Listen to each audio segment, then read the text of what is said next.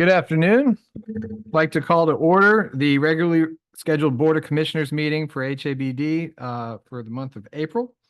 First item on our agenda, or the next item, is a roll call. Commissioner Barnes, Present. Commissioner Hood. Here. Vice Chairman Thompson. I believe will be attending via Zoom if she's not already, but and then Chairman Pantazis is here. So we do have a quorum, I believe. So the next item I'd like to look at is the agenda and the adoption of the agenda. So I'd ask the commissioners, having had the opportunity to review it, I'll entertain a motion to adopt it as printed. I'll move. Second. All those in favor say aye. Aye. Any opposed? The agenda is adopted, which moves us on to the consent agenda, which has been circulated in advance of the meeting. Commissioners, have you had a chance to, or having had a chance to review the consent agenda, are there any items that you would like to remove off of the consent agenda? Hearing none, I will entertain a motion to approve the consent agenda and all items therein. So moved. Second. All those in favor say aye. Aye. Any opposed? Consent agenda is adopted. Next up is old business. Ms. Foster, do we have any old business? We do have old business.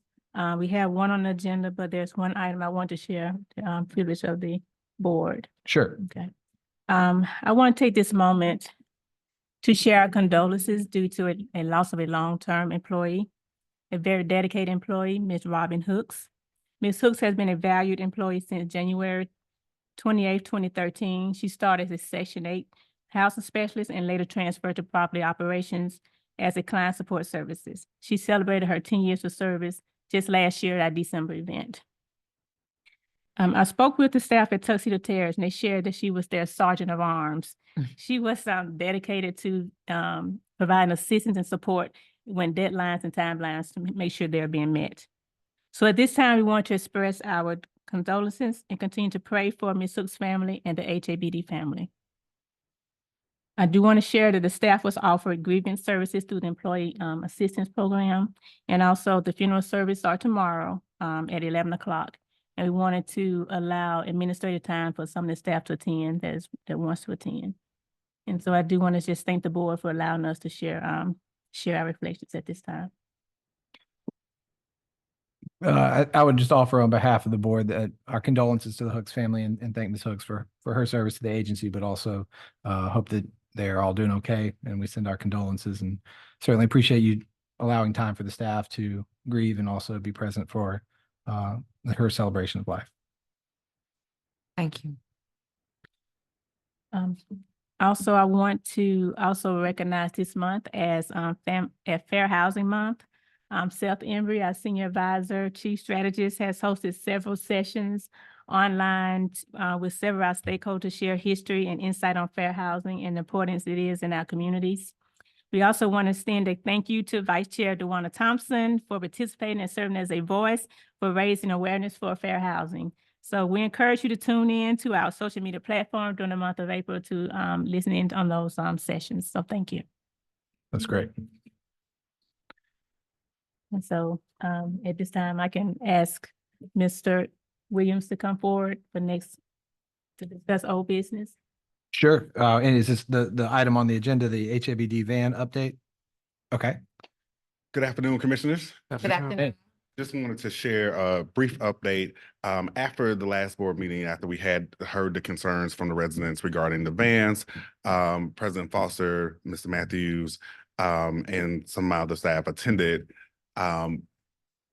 both meetings with Illington's president as well as all the presidents as a whole to discuss the status of transportation. And it was made very clear to them that we would only use the vans for client services purposes. So if it's an event that is on the site that has to do with workforce development, self-sufficiency, or events that we put on, that will be the only time that we provide transportation. As a courtesy, we were providing transportation to the board meetings. We will no longer be doing that. We will offer them either they have transportation on their own or they can attend via Zoom. Any questions? Well, first I'll defer to my colleagues. Do you guys have any questions? I don't. And may I add? Sure.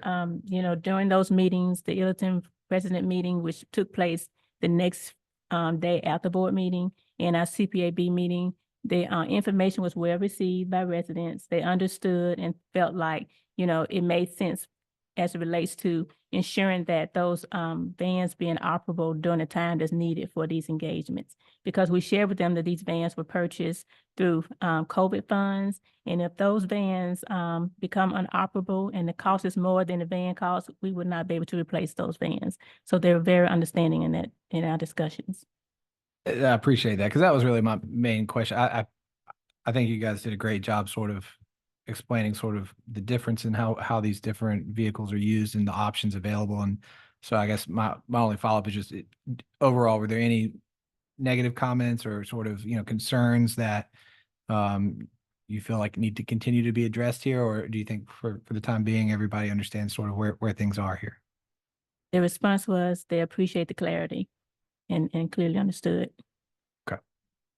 Well, I appreciate y'all following up on this. And I think that all makes sense to us. Thank you. Thank Thank you, you. Mr. Williams. Commissioners, any other new or old business? Hearing none, we'll move on to new business. Commissioners, I'll start with y'all. Any new business? None that I know of. Nothing for me either. Ms. Foster, any new business? Yes, we have Terrain Clausell, Director of IT, to share some information about our cybersecurity.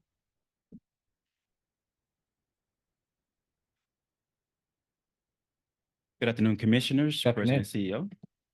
Today, I'm going to do a presentation on our cybersecurity here at the Housing Authority. The Housing Authority data is protected and managed by the solution providers and IT. Each provider utilizes private cloud data centers located in the USA. The Housing Authority users access this data through web applications. This method isolates the agency data, preventing a potential single point of failure if a cyber attack occurs.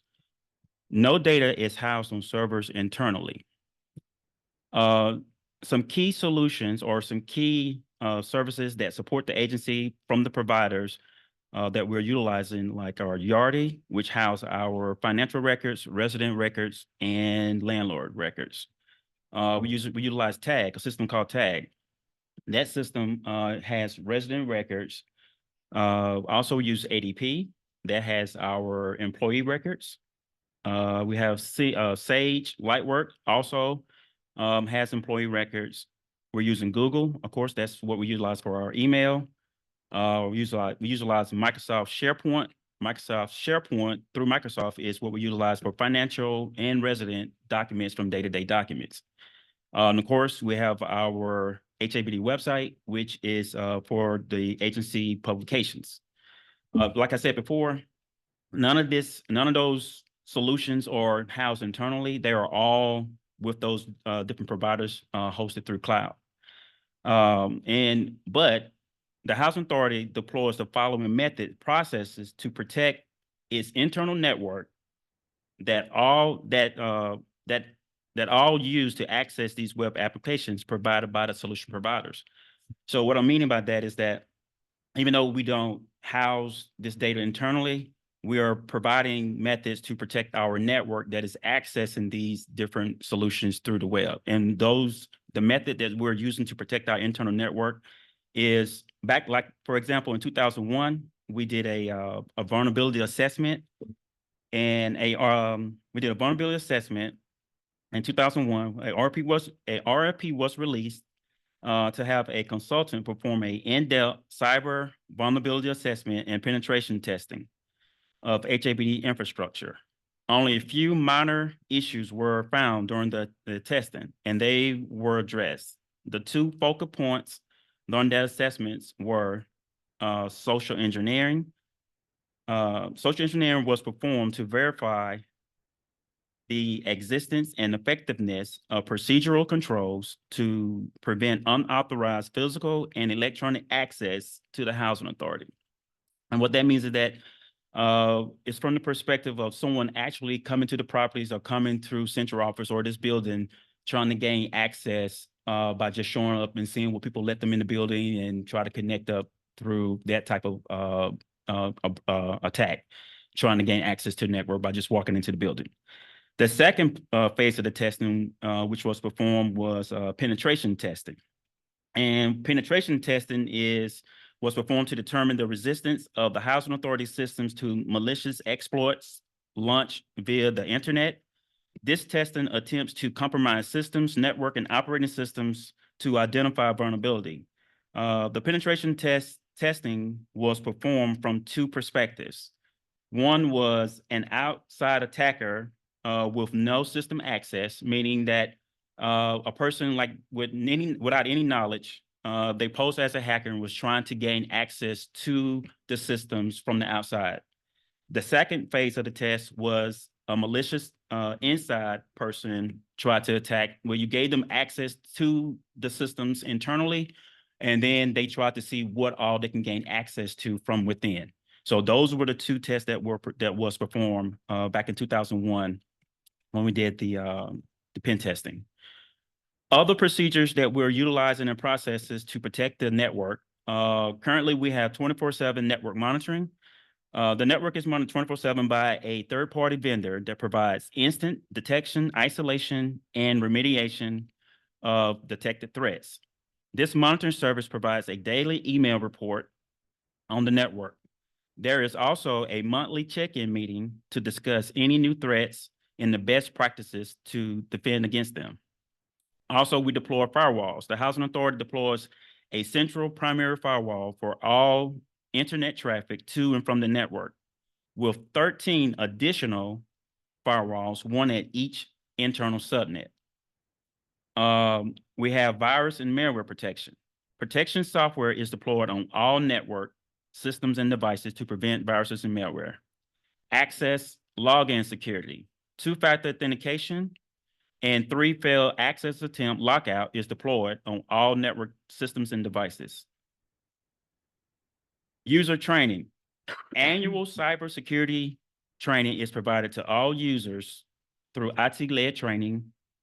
Additional training is provided annually to all users through HAI group, which is through HTVN and Gallagher. Also, we have our HR policy. The HR policy provides guidance on how all users access, use, and protect agency data. We have cybersecurity policy. The Housing Authority has a cybersecurity policy to protect against occurrence that may arise. And lastly, the Housing Authority has selected a vendor to perform an updated pen test to check the cybersecurity status of its internal network. Any questions? I have one. Mhm. I think this is good information, especially with what's going on with the city. This is vital. The test that you said we did in 2001, that's what you're saying, we're trying to find vendors to do that again now? Yes, ma'am. We're gonna do a updated one. Okay, so that was over 20 years ago. So how often I'm should we sorry, do? not 2001, 2021. Okay, that makes I'm sense so sorry. then. I said. I was trying to see how 2001 was relevant. Okay. Yeah, I'm sorry, 2021. All right, thank you. Any other questions? Thank you for the update. All right, thank you. All right, any other new business? No other new business from us. All right, hearing none, we will move on to the next item on the agenda, finance and accounting. And we have one item, the approval of the energy performance contract agreement. Melanie Baker, Interim Chief Financial Officer. Thank you. Good afternoon, Commissioners. Good afternoon. Afternoon. We have a board action to approve an energy performance contract agreement. In addition to that, as a resolution, which is a part of that. So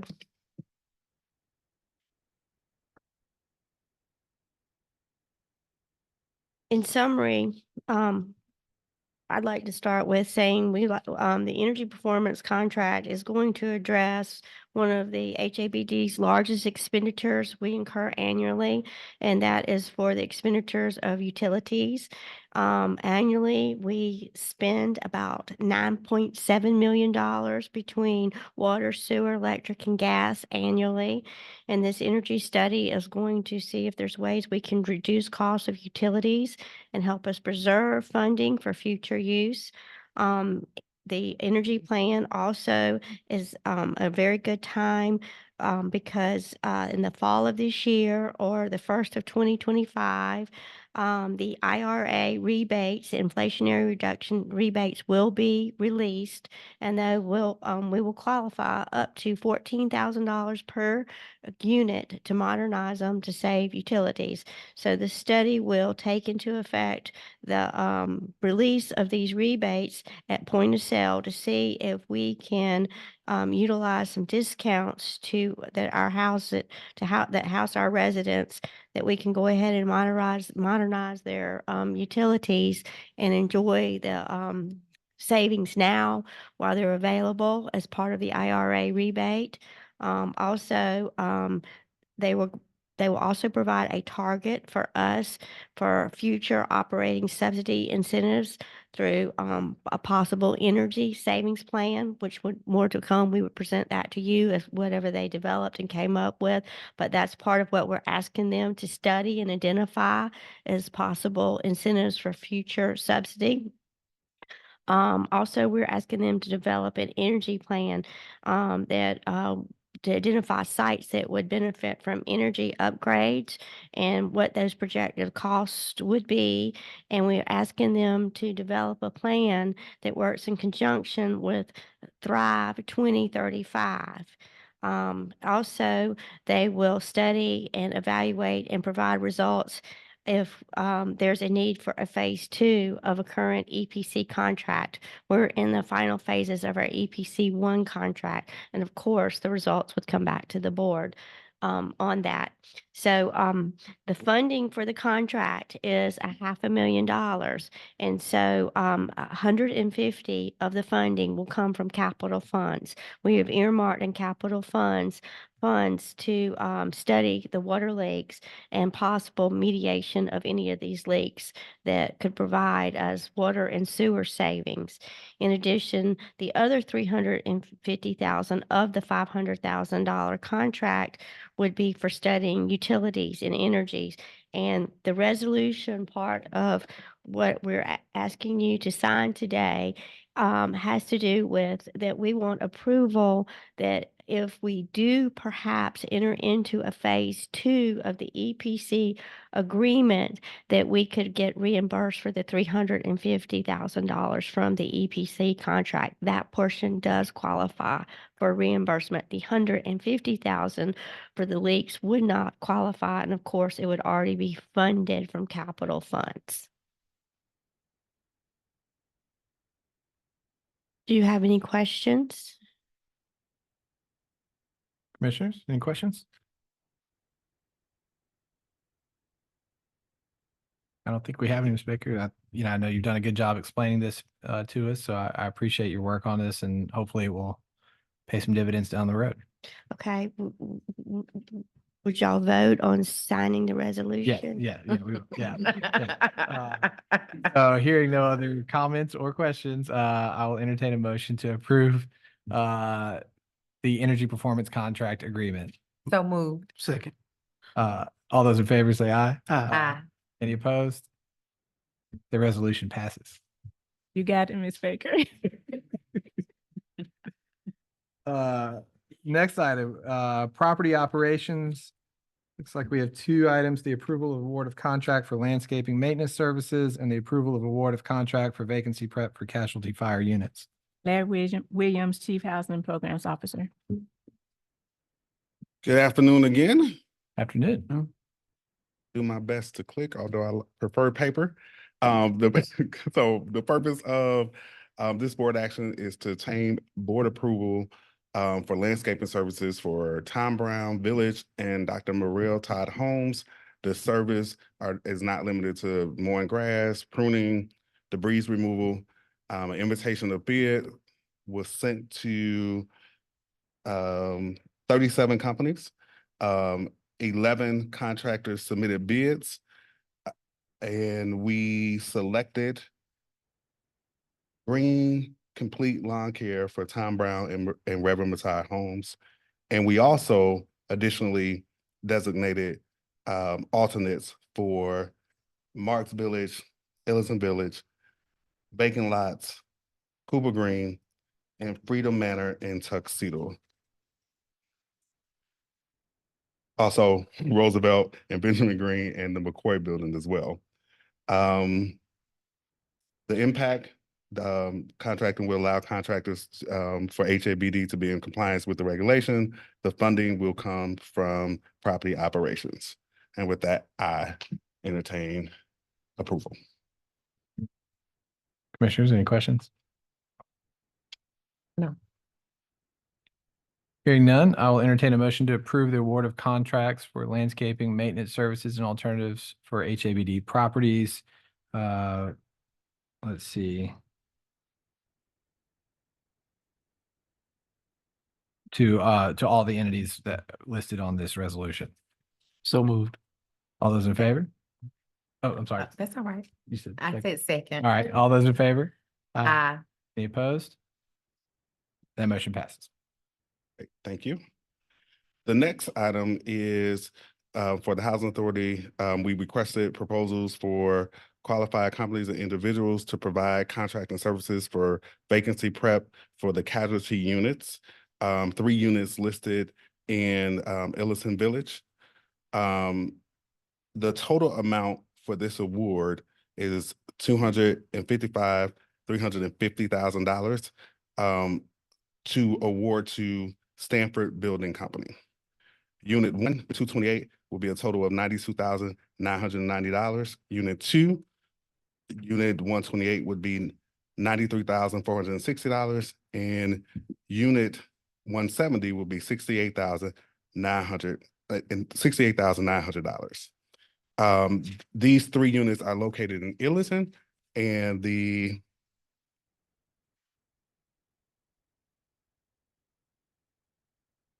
source of funds will be from property operations and capital funds. With that, I entertain a motion. Commissioners, any questions? Comments? No. That's all. Okay. Hearing none, I will entertain a motion to approve the award of contract for vacancy prep for casualty fire units to Stafford Building Company. So moved. Second. All those in favor say aye. Aye. Any opposed? Motion passes.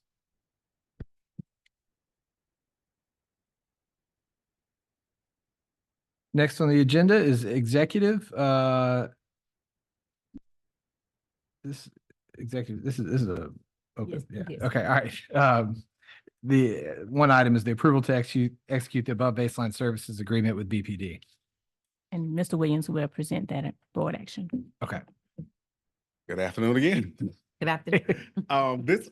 This motion is to approve, to seek approval for above baseline services with the Birmingham Police Department. Highlights are personnel changes. BPD committed 7 officers. Therefore, the agreement is reduced from 14 officers to 7. Compensation cost is reduced from $137,235.23 to $86,900 based on the number of assigned officers. In the event that the assigned officers are not available, the cost will be prorated. Contract costs, the new contract, it's reduced from $2,085,605.52 from the previous contract of $3,293,654. The new compensation includes fringe benefits and vehicle maintenance. We provided all supporting documentation. This agreement term is from April 1st, 2024 And the end date will be April 30th, 2026. Any questions? Commissioners, any questions, comments, concerns?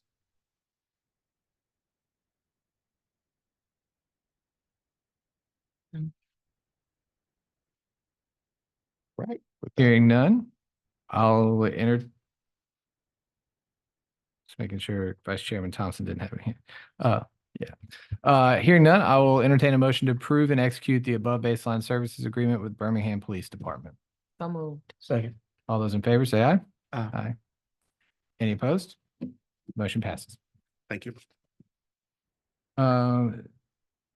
It appears there have been no signups for those that wish to present before the Board of Commissioners. I have an executive session on the agenda, but it appears we don't need executive session today. So the only item left is to adjourn, and I will entertain a motion to adjourn. So moved. Second. All those in favor say aye. Aye. Any opposed? We adjourn. Thank you, commissioners. Thank you.